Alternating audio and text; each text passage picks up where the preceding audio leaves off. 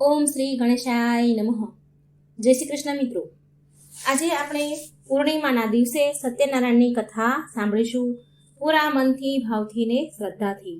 પૂનમના દિવસે ભગવાન સત્યનારાયણની કથા સાંભળવાનો ખૂબ જ મહિમા છે. તો આ વિડીયોમાં આપણે સાંભળીશું ભગવાન સત્યનારાયણ દેવની કથા. બોલો સત્યનારાયણ ભગવાનની જય.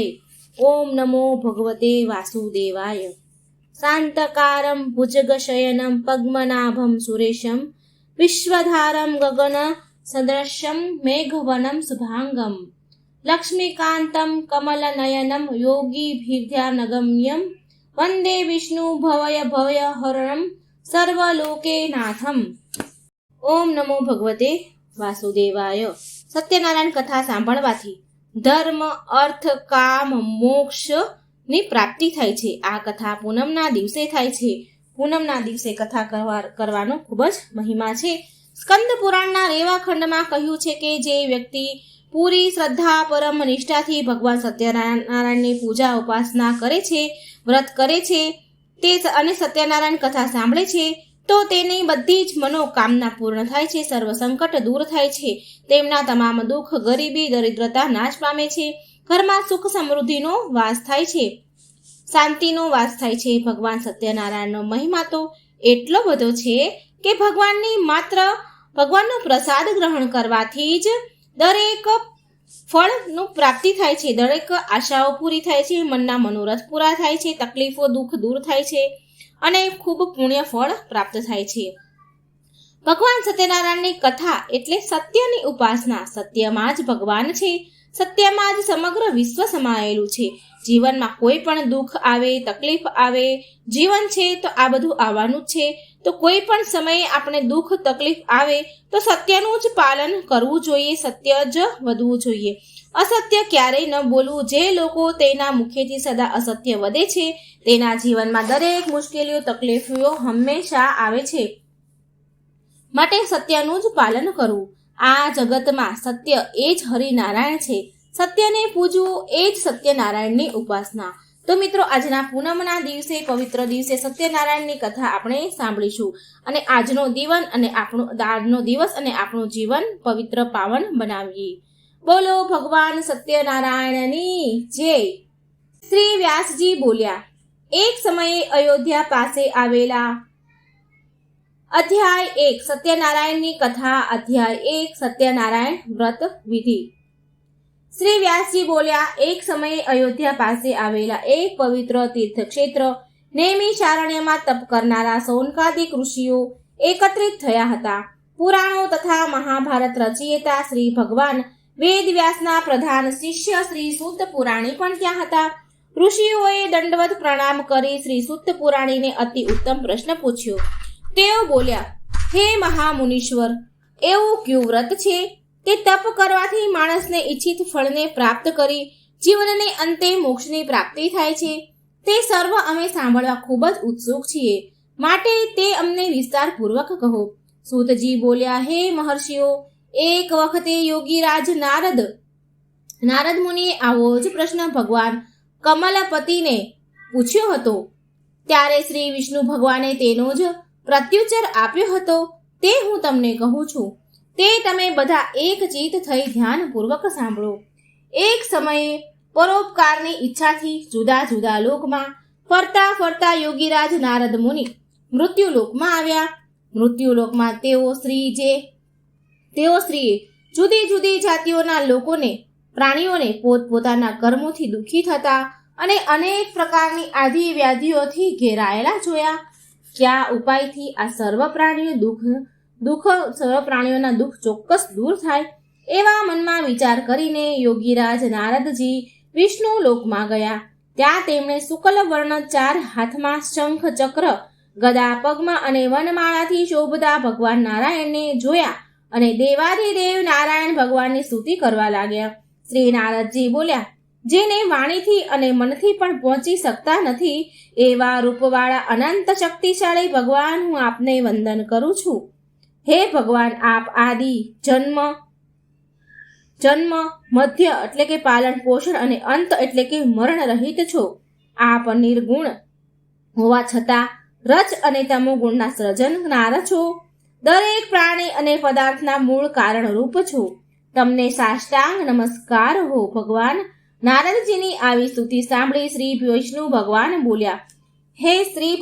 બોલ્યા, હે મહાભાગ્યશાળી નારદ મુનિ, તમે શા માટે આવ્યા છો અને તમારા મનમાં શું ઈચ્છા છે તે મને કહો. તમે જે કાંઈ પૂછશો તે સઘળું હું તમને કહીશ.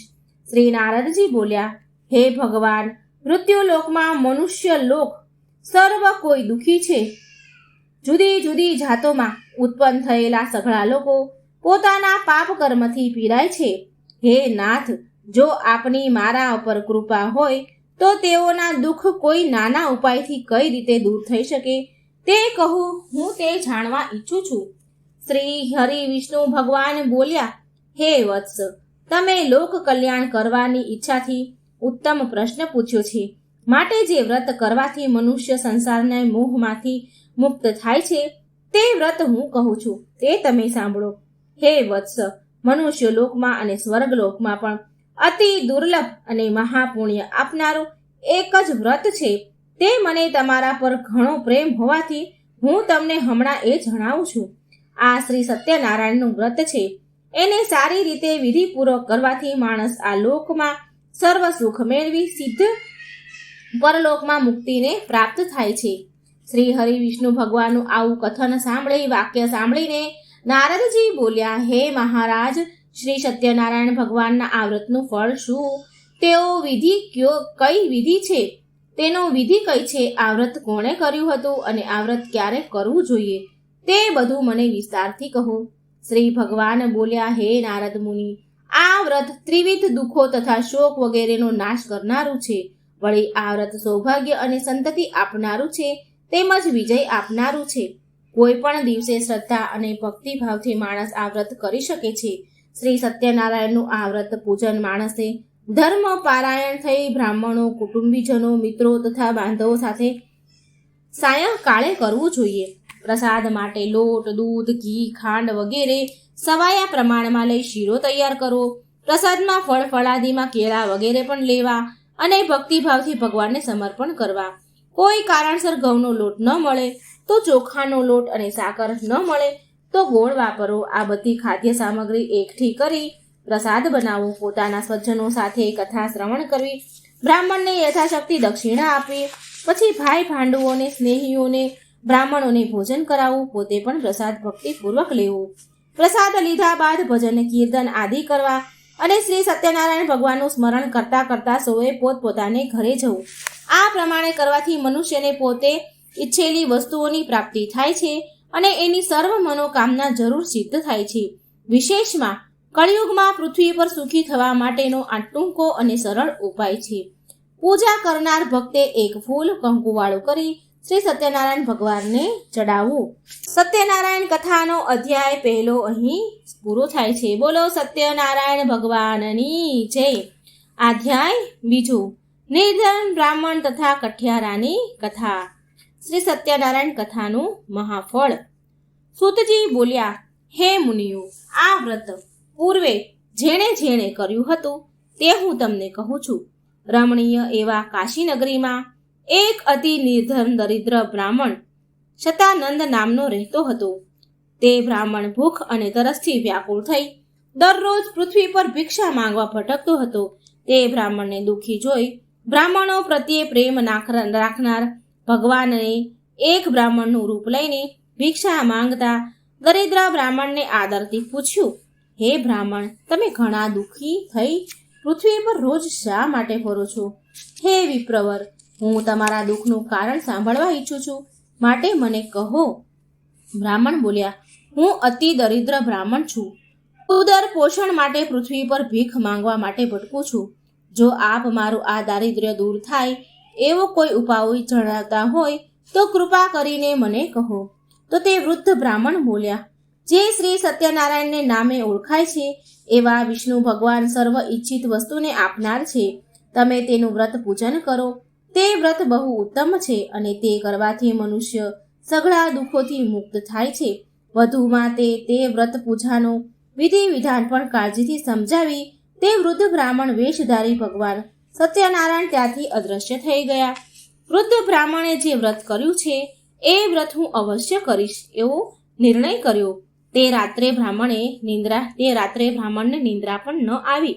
બીજે દિવસે સવાર થતાં જ વહેલો ઉઠી શ્રી સત્યનારાયણનું વ્રત આજે કરીશ એમ સંકલ્પ કરીને બ્રાહ્મણ ભિક્ષા માંગવા માટે નગરમાં ગયો.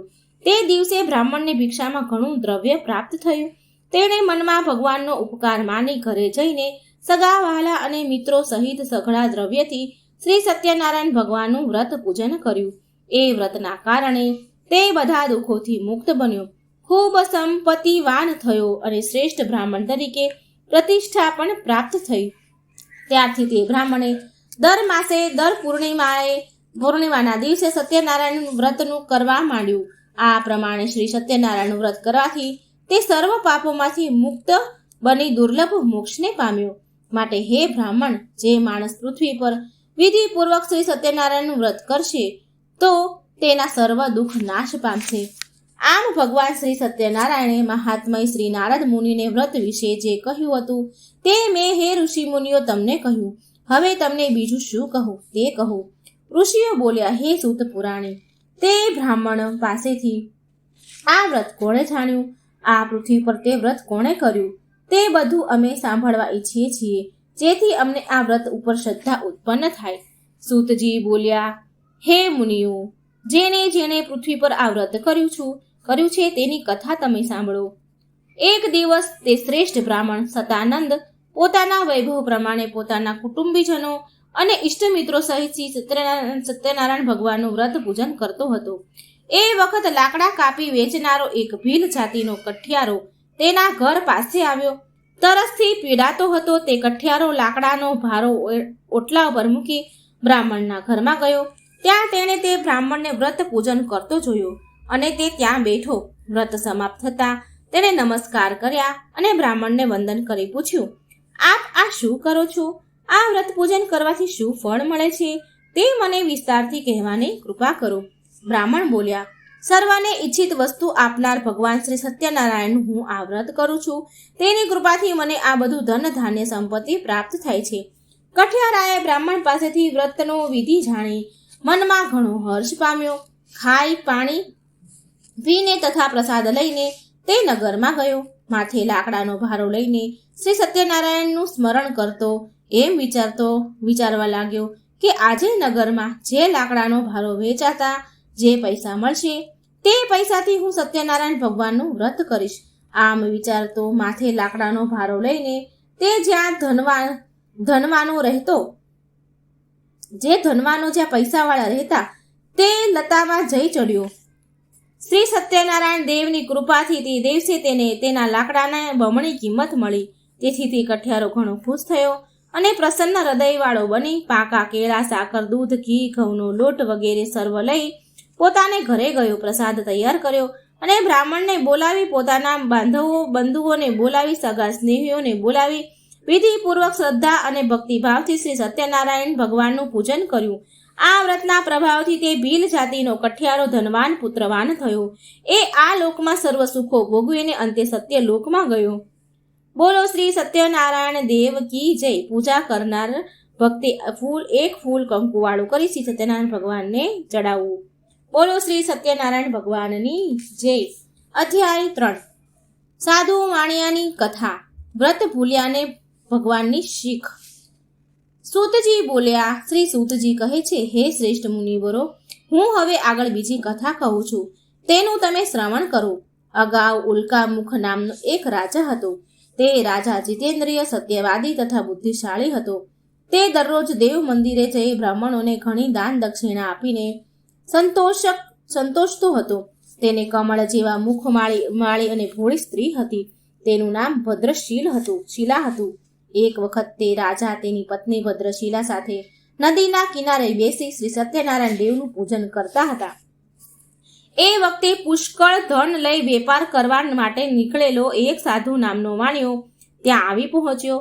દ્રવ્યથી ભરેલું વહાણ નદીના કિનારા પર રાખી તે રાજા પાસે ગયો અને રાજાને વ્રત કરતો જોઈ તેણે અત્યંત વિવેકથી અને નમ્રતાથી પૂછ્યું.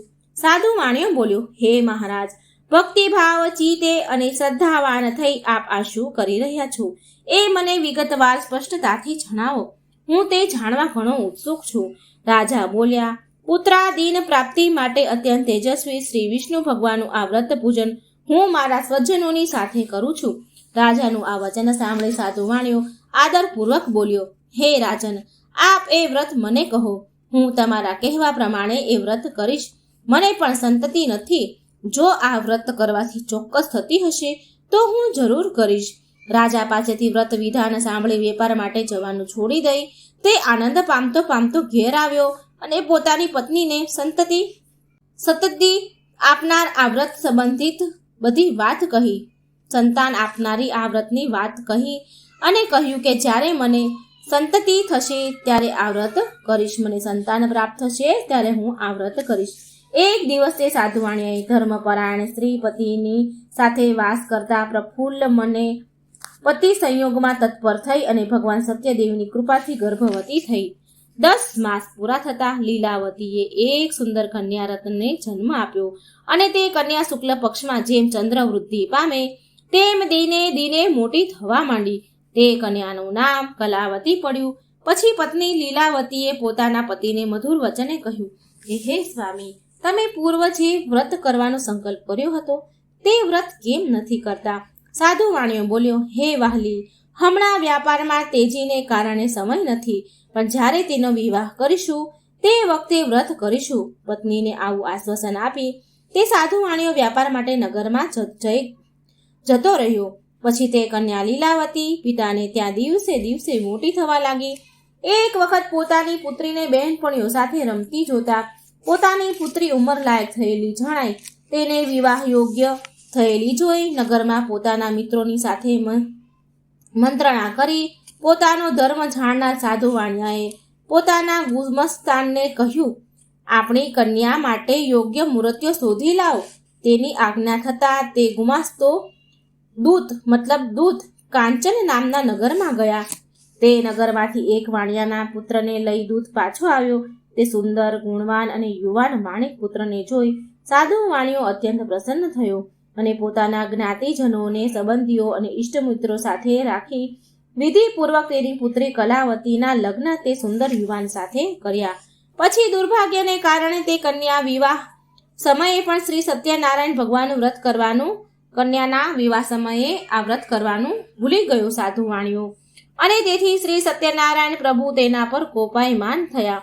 ત્યાર પછી પોતાના વ્યાપારમાં આતુર તેઓ સાધુ વાણિયો કાળને વશ થયેલ હોવાથી પોતાના જમાઈને સાથે લઈ વેપાર કરવા નીકળ્યો.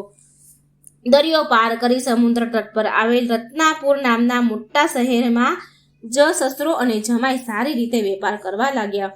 તેઓ બંને સસરો અને જમાઈ ચંદ્રકેતુ રાજાના નગર રત્નસાપુરમાં રહેવા લાગ્યા અને તેને ખૂબ મોટો વેપાર કરવા લાગ્યા. તે વખતે શ્રી સત્યનારાયણ ભગવાને સાધુ વાણિયાને પ્રતિજ્ઞા ભંગ થયેલા જોઈને તેને શાપ દીધો કે તને મહાન દારૂણ અને કઠિન દુઃખ પ્રાપ્ત થાય. આ પછી એક દિવસે એક ચોર રાજા ચંદ્રકેતુના ખજાનામાંથી કેટલું ધન ચોરીને જ્યાં આ બંને વાણિયા વેપારીઓ સાધુ વાણિયા અને તેનો જમાઈ રહેતા હતા ત્યાં આવ્યા. પોતાની પાછળ રાજાના સિપાહીઓને દોડતા આવતા જોઈ ભય પામીને તે ચોરી કરેલું ધન જ્યાં સસરો અને જમાઈ રહેતા હતા ત્યાં નાખી જલ્દી ક્યાંક સંતાઈ ગયા. રાજાના સિપાહીઓ જ્યાં વાણિયો રહેતા હતા ત્યાં આવ્યા. રાજાનું ચોરાયેલું ધન ત્યાં જોયું અને બંને વાણિક વેપારીને પકડી લીધા. હથકડી નાખી દીધી. સિપાહીઓ ચોર પકડાયા એમ માની દોડતા રાજા પાસે ગયા અને કહેવા લાગ્યા કે હે મહારાજ, અમે આ બે ચોરને પકડી લીધા છે. હવે તેમને જોઈ આપ આજ્ઞા કરો તે અમે સજા એને કરીએ. આ સાંભળી રાજાએ બહુ વિચાર કર્યા વગર તેમને કેદખાનામાં પૂરવાનું કહેતા સિપાહીઓને તે બંનેને સખત દોરડાથી બાંધ્યા, બેડીઓ પહેરાવી અને મોટા મજબૂત કેદખાનામાં નાખ્યા. શ્રી સત્યનારાયણ ભગવાનની માયાને કારણે કોઈએ પણ તે વાણિક પુત્રોનું કહેવું સાંભળ્યું નહીં અને ચંદ્રકેતુ રાજાએ તે બંને વેપારીઓનું બધું જ ધન આંચકી લીધું. શ્રી સત્યનારાયણના શાપને લીધે સાધુ વાણિયાની પત્ની લીલાવતી પણ પોતાને ઘરે ઘણી દુઃખી થઈ. તેને ઘરે રહેલું બધું જ ધન ચોર લૂંટી ગયા. રોગ અને ચિંતાથી વ્યગ્ર થઈને અને ભૂખ તથા તરસથી ઘણી દુઃખી થતી તે સાધુ વાણિયાની પત્ની હંમેશા ભોજનની ચિંતામાં ઘેર ઘેર ભિક્ષા માંગવા ભટકવા લાગી. તેમજ તેની પુત્રી કલાવતી પણ રોજ અન્ન માટે ઘેર ઘેર ભટકવા લાગી. એક દિવસ તે ભૂખી થયેલી કન્યા એક બ્રાહ્મણને ઘેર ભિક્ષા માંગવા ગઈ. ત્યાં તેણે શ્રી સત્યનારાયણ ભગવાનનું વ્રત પૂજન થતું જોયું. તેથી તે ત્યાં ઓટલા પર બેઠી કથા સાંભળીને ભગવાન પાસે વરદાન માંગ્યું અને પ્રસાદ લઈ મોડી રાત્રે પોતાને ઘેર આવી. ત્યારે તેની માતાએ તેની પુત્રીને પ્રેમથી પૂછ્યું કે મોડી રાત સુધી ક્યાં હતી? તે તારા મનમાં શું ધાર્યું છે? કન્યા કલાવતીએ તરત જ પોતાની માતાને જણાવ્યું કે માં, આજે મેં એક બ્રાહ્મણને ત્યાં ઈચ્છિત વસ્તુને આપનારું શ્રી સત્યનારાયણ ભગવાનનું વ્રત જોયું. હું તે સાંભળીને અને પ્રસાદ લઈને આવી છું. પોતાની કન્યાનું આ વચન સાંભળીને તે સાધુ વાણિયાની પત્ની લીલાવતી આનંદપૂર્વક શ્રી સત્યનારાયણ વ્રત કરવા તૈયાર થઈ અને પોતાના જે સગાવાલા ત્યાં હતા તેમની સાથે તે સાધુ વાણિયાની પત્નીએ વ્રત કર્યું અને સત્યનારાયણ ભગવાન પાસે વારંવાર યાચના કરી અને વરદાન માંગ્યું કે મારા પતિ અને જમાઈ જલ્દી ઘરે આવે એમ કરો. મારા પતિ અને જમાઈના સઘળા અપરાધો ક્ષમા કરો. આમ વ્રત કરવાથી ભગવાન સત્યનારાયણ સંતુષ્ટ થયા અને ભગવાન શ્રી સત્યનારાયણે ચંદ્રકેતુ રાજાને સ્વપ્નમાં આવી કહ્યું, હે નૃપ શ્રેષ્ઠ, તે જે 2 વાણિક વેપારીઓને કેદમાં પૂર્યા છે તેમને સવારમાં જ મુક્ત કર. તે તેમનું જેટલું ધન લીધું છે તે બધું જ પાછું આપી દે. જો તેમ તું નહીં કરે તો હું તારું રાજ્ય પુત્ર સહિત તારો નાશ કરીશ. આમ ચંદ્રકેતુ રાજાને કહીને ભગવાન અદ્રશ્ય થઈ ગયા. પછી સવારમાં ઉઠી રાજાએ પોતાની સભા બોલાવી તથા પોતાના સ્વજનોને બોલાવ્યા અને તેઓએ સભામાં બેસીને સ્વપ્નની બધી વાત કહી સંભળાવી અને બંને બંદીવાન વાણિક પુત્રોને કેદખાનામાંથી તરત જ મુક્ત કરવા સિપાહીઓને આજ્ઞા આપી. રાજાની આજ્ઞા સાંભળી સિપાહીઓ તરત જ બંદીખાને ગયા અને બંને વાણિક પુત્રોને કેદખાનામાંથી છોડાવી રાજા પાસે લાવ્યા અને વિનયપૂર્વક બોલ્યા, હે રાજન, આ બંને વાણિક પુત્રોને બેડીને બંધનમાંથી મુક્ત કરી અહીં આવ્યા છીએ. પછી બંને રાજા ચંદ્રકેતુને વંદન કર્યા. પોતાના વિશે આગલો બનાવ યાદ કરી તે બંને ભયથી ગભરાવા લાગ્યા અને કંઈ પણ બોલ્યા નહીં. ત્યારે રાજા ચંદ્રકેતુએ આ બંને વાણિક વેપારીઓને સામે જોઈ આદરપૂર્વક કહ્યું કે દેવ યોગ ભાગ્ય યોગે તમને આ મહા કષ્ટ પડ્યું છે, પણ હવે તમારે કોઈ ભય રાખવાનું કારણ નથી. આમ કહી રાજાએ તેમની બેડીઓ કઢાવી નાખી, દોરડા છોડાવી નાખ્યા, હજામત તથા સ્નાન આદિ કરાવી વસ્ત્ર અલંકાર આપી તેમને મુક્ત કર્યા. રાજાએ જેટલું ધન અપહરણ કર્યું હતું તેના કરતાં બેવડું ધન આપ્યું અને તેમને ખુશ કર્યા. રાજાએ લઈ લીધેલું બધું જ ધન ઉપરાંત એટલું જ બીજું ધન વાણિયાઓને આપ્યા. રાજા ચંદ્રકેતુએ આપીને કહ્યું કે હે સાધુ વાણિયા, હવે તમે તમારા ઘરે પધારો. રાજાને પ્રણામ કરી વાણિયા બોલ્યા, આપની કૃપાથી હવે અમે ઘરે જઈશું. બોલો સત્યનારાયણ ભગવાનની જય. સ્કંદ પુરાણમાં આવેલ રેવા ખંડમાં સત્યનારાયણ વ્રતની કથાનો 3જો અધ્યાય અહીં સંપૂર્ણ થાય છે. પૂજા કરનારે ભક્તે એક ફૂલ કંકુવાળું કરી ભગવાન શ્રી સત્યનારાયણ ભગવાન પર ચડાવવું. અધ્યાય 4. સાધુ વાણિયાની કથા. અભિમાન અને પ્રસાદનો અનાદર કરવાનું ફળ. શ્રી સૂતજી બોલ્યા, હે ઋષિઓ, હવે હું આગળની કથા કહું છું, તેનું તમે શ્રવણ કરો. રાજાએ જવાનું કહ્યા બાદ તે સાધુ વાણિયાએ મંગલાચરણ સાથે જવાની તૈયારી કરી અને બ્રાહ્મણોને દાન આપ્યું. પછી નગર તરફ જવા પ્રસ્થાન કર્યું. તે સાધુ વાણિયો પોતાના જમાઈ સાથે નૌકામાં એટલે કે હોડીમાં બેસીને થોડે દૂર ગયો. પછી વહાણને કિનારે મૂક્યું એટલે શ્રી સત્યનારાયણ ભગવાને એક દંડી સંન્યાસીનું રૂપ લીધું અને જ્યાં તે વાણિયા બેઠા હતા ત્યાં જઈ પૂછ્યું કે તારી નૌકામાં શું ભરેલું છે? ત્યારે ઘણું ધન મળવાથી અભિમાન અને મંદોત બનેલા તે બંને વાણિયાઓએ સાધુની મશ્કરી કરી અને તિરસ્કારપૂર્વક હસીને બોલ્યા, હે દંડી સ્વામી, તમારે એ પૂછવાની શું જરૂર પડી? શું તમારે અમારું ધન જોઈએ છે? મારા વહાણમાં તો વેલા, ઘાસ, પાંદડા ઇત્યાદિ છે. સાધુ વાણિયાનું આવું કઠોર વચન સાંભળીને સંન્યાસી બનેલા ભગવાન બોલ્યા, તારું બોલેલું સાચું પડું. તે પછી એક દંડી સ્વરૂપ ધારણ કરી સત્યનારાયણ ભગવાન તેનાથી દૂર જઈ સમુદ્ર કિનારે એક ઠેકાણે જઈ ઊભા રહ્યા. સંન્યાસીના ગયા પછી પોતાનું નિત્ય કર્મ કરી અને નાસ્તો વગેરે પતાવી જેવો વાણિયો પોતાના વહાણ પર ગયો તો તેણે પોતાની હોડીને હલકો થઈ પાણી પર ઊંચી આવેલી જોઈ અને ઘણો વિસ્મય પામ્યો. પોતાની હોડીમાં દ્રવ્યને બદલે વેલા અને પાંદડા ભરેલા દેખાયા અને તે જોતા જ ત્યાં તે મૂર્છા પામ્યો, બેભાન થઈ ગયો, જમીન પર પડી ગયો. એ જોઈને જ્યારે બેભાન થઈ ગયો ત્યારે તે ખૂબ જ ચિંતામાં પડ્યો. એને બેભાન જોઈને તે ખૂબ જ ચિંતામાં પડ્યો. સાધુ વાણિયાની આ સ્થિતિ જોઈ તેના જમાઈએ કહ્યું, આપ શા માટે શક કરો છો? જરૂર પેલા સંન્યાસીએ શાપ દીધો હોય એમ લાગે છે. તે સંન્યાસી સર્વશક્તિમાન છે, એમાં શંકા નથી. માટે આપણે તેને શરણે જઈને અને આપણી ઈચ્છાઓ પૂર્ણ થશે. તો જમાઈના વચન સાંભળી તેઓ તેમની પાસે ગયા. સંન્યાસીને જોઈ અત્યંત ભક્તિભાવથી દંડવત પ્રણામ કર્યા અને ખૂબ જ નમ્ર ભાવે બોલ્યા, હે સંન્યાસી, મેં આપની પાસે જે વાણી કહી અને ખોટું બોલ્યો તે મારો અપરાધ ક્ષમા કરો. એમ કહી વારંવાર જમીન પર લાંબો થઈને સંન્યાસીને પ્રણામ કરવા લાગ્યો અને ખૂબ જ શોકાતુર થયો. સાધુ વાણિયાને આમ વિલાપ કરતો જોઈ દંડી સંન્યાસી બોલ્યા, ભગવાન બનેલા સંન્યાસી બોલ્યા, હે સાધુ, શોક ન કર, મારું કહેવું સાંભળ. તું મારી પૂજા કરવાનું ભૂલી ગયો છે. એ તેથી જ મારી આજ્ઞાથી, હે દુષ્ટ બુદ્ધિ, તને વારંવાર દુઃખ પ્રાપ્ત થયું છે. ભગવાનનું આવું વચન સાંભળીને તે સાધુ વાણિયો તેમની સ્તુતિ કરવા લાગ્યો. સાધુ બોલ્યા, હે પ્રભુ, આપની માયાથી મોહિત થયેલા બ્રહ્માદિ દેવ આપના ગુણ અને રૂપને જાણી શકતા નથી. તે એક આશ્રય છે. તો આપની માયા વડે ઘેરાયેલું હું પામર વૃદ્ધ મનુષ્ય આપને કેવી રીતે ઓળખી શકું? હે ભગવાન, તમે પ્રસન્ન થાઓ. હું મારી શક્તિ અને વૈભવને શોભે એ રીતે આપનું પૂજન કરીશ. વહાણમાં મારું જે પહેલા ધન હતું તે સર્વ મને પાછું આપો તથા શરણાગત એવા અમો બંનેનું રક્ષણ કરો. સાધુ વાણિયાનું આ પ્રમાણે ભક્તિયુક્ત વચન સાંભળીને ભગવાન તેના પર પ્રસન્ન થયા અને તેને ઈચ્છિત વરદાન આપીને ભગવાન ત્યાં જ અંતર્ધ્યાન થઈ ગયા. વહાણ પાસે વાણિયાએ જોયું તો પોતાનું વહાણ અગાઉની માફક દ્રવ્યથી ભરેલું જોયું. તે પ્રસન્ન થઈ બોલ્યા, સત્યનારાયણ, ભગવાનની કૃપાથી મારો મનોરથ સફળ થયો. આમ ભગવાનની કૃપાથી પોતાની ઈચ્છા ફળી એટલે સ્વજનો સાથે વિધિપૂર્વક ત્યાં સત્યનારાયણની ભગવાનની પૂજા વિધિસર કરી. સત્યદેવની કૃપાથી તે આનંદ પામ્યો અને તેનો શોક દૂર થયો. એ પછી પોતાના વહાણો તૈયાર કરી પોતાના નગર તરફ જવા પ્રયાણ કર્યું. દૂરથી પોતાનું નગર દેખાતા સાધુ વાણિયાએ પોતાના જમાઈને કહ્યું, જો આ મારું રતનપુર શહેર દેખાય છે. પછી તેણે પોતાના એક દૂતને પોતાના આગમનની ખબર આપવા નગરમાં આગળ રવાના કર્યો. તે દૂતે નગરમાં જઈ સાધુ વાણિયાની પત્ની લીલાવતી સમક્ષ હાથ જોડી નમસ્કાર કરી ખબર આપી. સાધુ વાણિયો જે તેના જમાઈ બંને બાંધવો સહિત ભરપૂર દ્રવ્ય કમાઈને આવે છે અને તેઓ વહાણો શહેરની નજીક આવી પહોંચ્યા. દૂત તરફથી આ સમાચાર સાંભળતા તે સતી સ્ત્રી લીલાવતી અત્યંત હર્ષ પામી. તે વખતે તે સત્યનારાયણ પૂજન કરતી હતી. પૂજન પૂરું કરીને તે ઉઠી અને તેણે પોતાની પુત્રી કલાવતીને કહ્યું, હે પુત્રી, હું મારા પતિ અને જમાઈને મળવા જાઉં છું. તું પણ પૂજા કરી જલ્દી આવ.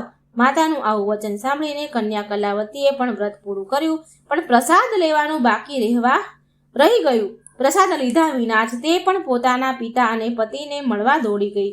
આથી શ્રી સત્યનારાયણ ભગવાન ગુસ્સે થયા અને કલાવતીના પતિને તથા તેના ધન સાથેની નૌકાને સમુદ્ર જળમાં અદ્રશ્ય બનાવી દીધા. પછી જ્યારે કન્યા કલાવતી પોતાના પતિને જોયો એટલે ન જોયો તો એ મહાશોક કરી રડવા લાગી અને રુદન કરતા કરતા ત્યાં જ જમીન પર ઢળી ગઈ. આવી પરિસ્થિતિ ઉત્પન્ન થઈ. સાધુ વાણિયો ભય પામ્યો અને વિચાર કરવા લાગ્યો કે આ કેવી અજબની વાત છે.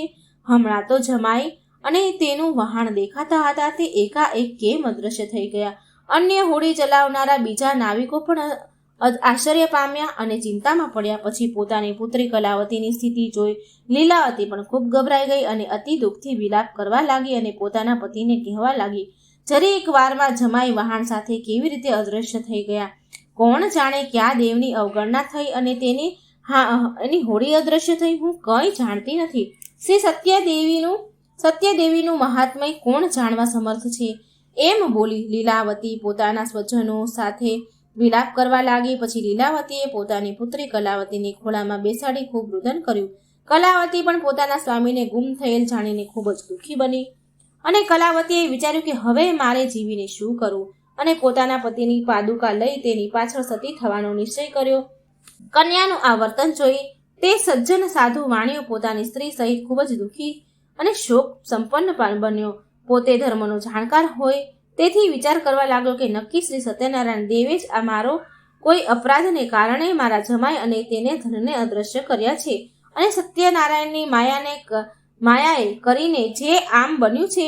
આથી હું આ મારા વૈભવને શોભે તેવી રીતે વિધિપૂર્વક શ્રી સત્યનારાયણ ભગવાનનું પૂજન આ ઘાટ પર સંકટ દૂર થતા સાથે જ કરીશ એવો નિર્ણય કર્યો અને જમીન પર લાંબા થઈ શ્રી સત્યનારાયણ ભગવાનને સાષ્ટાંગ દંડવત પ્રણામ કર્યા.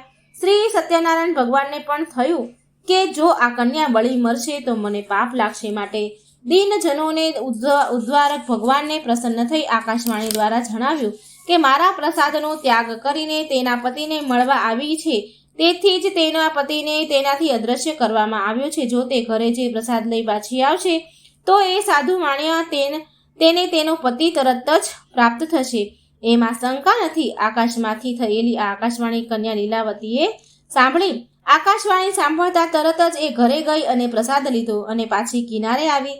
ત્યારે તેણે પોતાના સ્વજ્જન પતિના દર્શન થયા.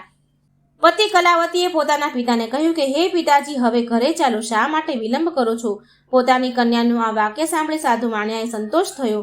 એ શાસ્ત્રમાં જણાવેલી વિધિ પ્રમાણે સત્યનારાયણ દેવનું વ્રતનું ત્યાં પૂજન કરી પોતાના ધન અને બાંધવોને સહિત ઘરે ગયો. ઘરે આવ્યા પછી દરેક પૂર્ણિમાના દિવસે તથા સંક્રાંતિના દિવસે તે સત્યનારાયણ ભગવાનનું પૂજન કરવા લાગ્યો અને અંતે આ લોકમાં સર્વ સુખો ભોગવીને શ્રી સત્યનારાયણ વૈકુંઠમાં ગયો.